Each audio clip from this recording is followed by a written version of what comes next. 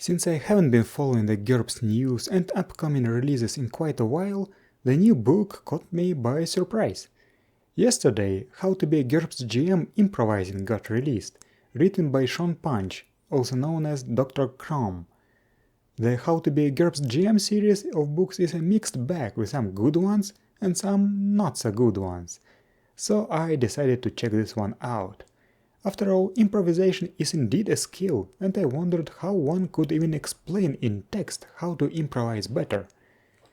These days, when many players seem to try their hardest to avoid reading the rulebooks, and GMs learn how to GM from questionable actual plays and numerous even more questionable YouTube videos, there is a shortage of good written material to learn the art of being a GM from. And then people complain about the GM shortage. The first thing that caught my attention isn't even in the book itself, but in the description on the store page. Its tricks and tips, swiped from the author's 45 years of gaming experience, cover improvising NPCs, locations, stats, combat and more, at every level from individual encounters through adventures to entire campaigns. These days, my 45 years usually serves as an indicator that you're about to read something stupid. I just found this amusing. The book is 25 pages long. The introduction talks about the trend of RPGs to focus on planning, fully designed adventures and world building, and suggests an alternative to do less preparation and rely on improvisation. The concept of low prep game is appealing to me. I probably can be classified as a world building addict, but I don't really do a lot of session prep. So far so good. The first chapter is titled Improvised Encounters. It is all about improvising NPCs, locations, items and combat encounters. It talks about the 3 motivations to improvise encounters. The players didn't follow along your planned story, to get the sidetracked story back into focus, and to have an intermission in the ongoing story to win some more time to do some actual planning. This is where I started to understand that this book is probably not for me. Story gaming is not my thing, as I prefer my players to have some actual agency. While I disagree with the premise, the details are much better in my opinion. The advice for improvising NPCs is more or less decent. The one part that raised some questions is the voices part. Do people actually do different voices and accents for different characters?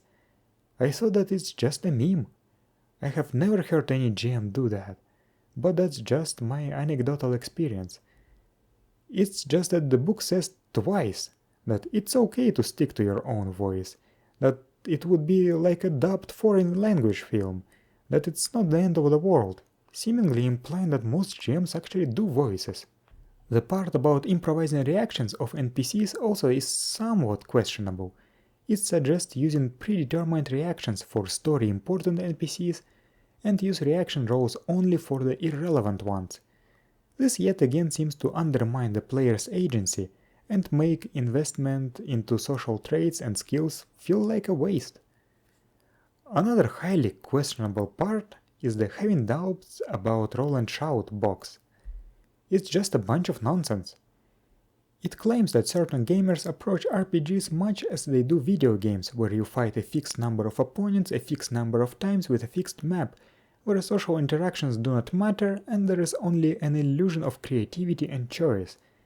The author says not to judge, because back when RPGs were closer to war games they developed from, they had few rules not related to fighting. The relationship between the players and the GM was adversarial, and adventures and encounters were there to be beaten, to find out who would prevail, the GM or players. Such players would also deem fudging dice rolls for the sake of fun and story cheating, and have no idea what role-playing is. Then there is an entire paragraph about sticking to the rules being unfun, about changing and ignoring the rules, and other Rule Zero stuff. What?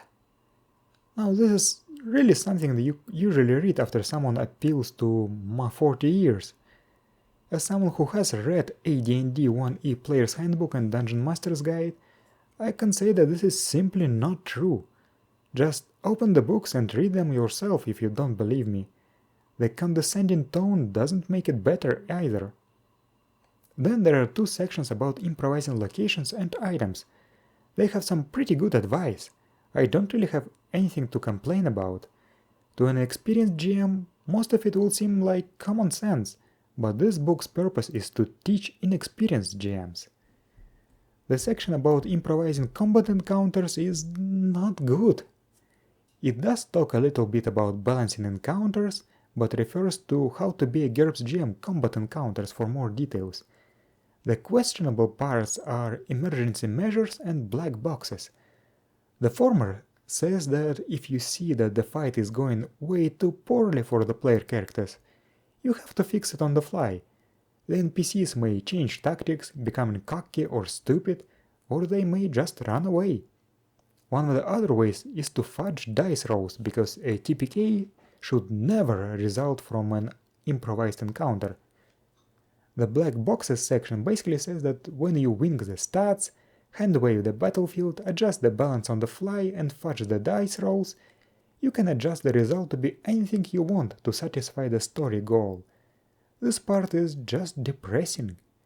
As someone who has been on the receiving end of the GM adjusting balance on the fly, I can say that there is no worse feeling than this. You understand that nothing you do matters. You have no agency. You are just there along for the ride to see the story the GM has in mind unfold. I think this is not a bad advice, but a harmful one. The second chapter is titled Improvised Adventures. It starts by telling the reader that an adventure is merely a series of encounters linked together to tell a story. Just like the first chapter, it lists 3 motivations for improvising adventures: being unprepared and having players waiting for you, running a sandbox, or just ad-libbing because you have the end goal in mind but don't want to plan. The section titled C² talks about the importance of consistency and causality. It starts by saying in italic that adventures are stories that require a setting, characters, a plot, themes, and often a moral. And the plot needs a beginning, a middle, and an end. In a campaign, each story generates expositions and suggests later stories that might be linked into arcs. Yet again, this smells like the modern paradigm of players' campaign rules, where player agency is mostly absent. The GM is too lazy to write a novel and doesn't understand why his game dies after the 6th session. While I yet again let out my bitterness and jadedness, the actual advice is solid. Regardless of what kind of game you are running, consistency and causality are very important. Although the consistency part goes against the combat encounter advice of the previous chapter. The section on the importance of note-taking is very good. Keeping such records does indeed help a lot to preserve consistency and causality. The part about reading the room and listening to your players also has some sound advice that I can't really complain about. The third and final chapter is titled Improvised Campaigns. It talks about how to ad-lib entire story arcs from adventures.